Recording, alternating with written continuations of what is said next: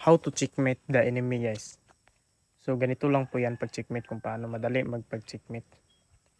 Kailangan di itong pawn na to ay dyan makalagay. Yan.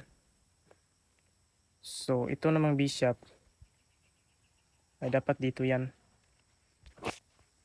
At targetin mo yan yung pawn nila.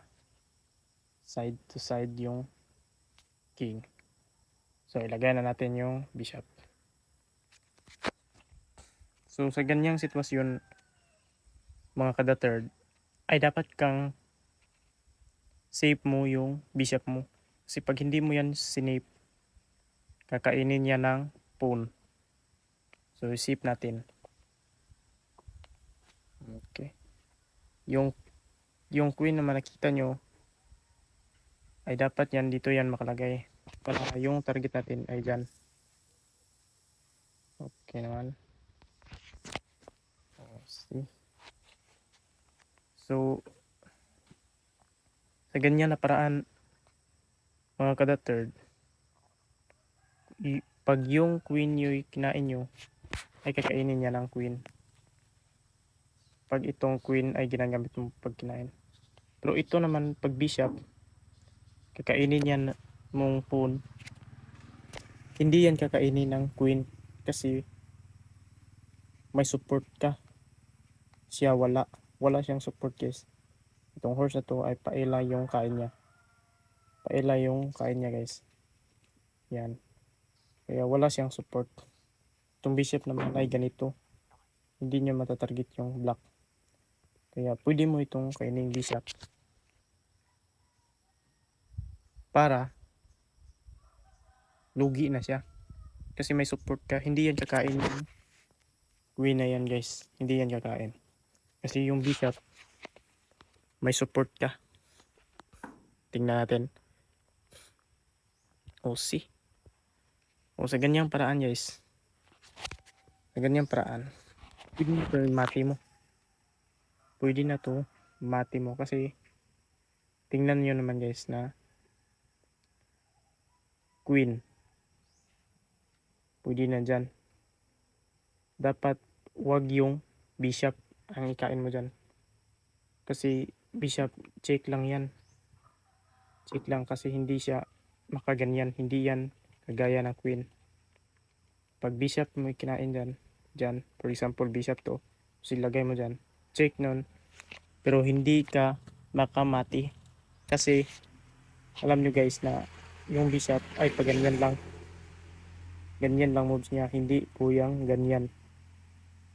So dapat ang ilagay mo dyan ay yung queen. Kasi pag queen yung ilagay mo dyan, check. Tapos hindi siya kakain. Bakit, yes, hindi siya kakain? Kasi may support ka na bishop. May support ka, guys, ang bishop. Kaya hindi siya kakain kasi may support ka.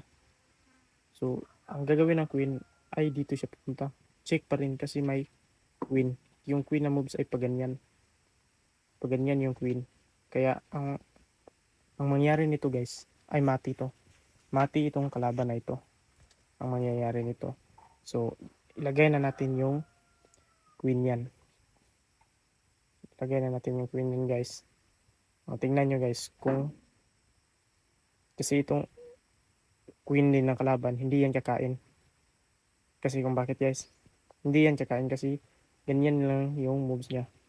Yung kalaban, ganyan rin. Hindi yan ganyan. Yung bishop naman. So ilagay na natin tong queen na to. Yan. O, checkmate. Di ba, guys? Checkmate. Checkmate yan. Kasi yung itong king na to ay kahit kainin pa yan, hindi siya kakain kasi may bishop ka. Kaya ang nangyari dito ay checkmate talaga. Checkmate talaga nangyari dito, guys. Kaya ang gagawin ng king na ito, atras siya. Checkmate din siya.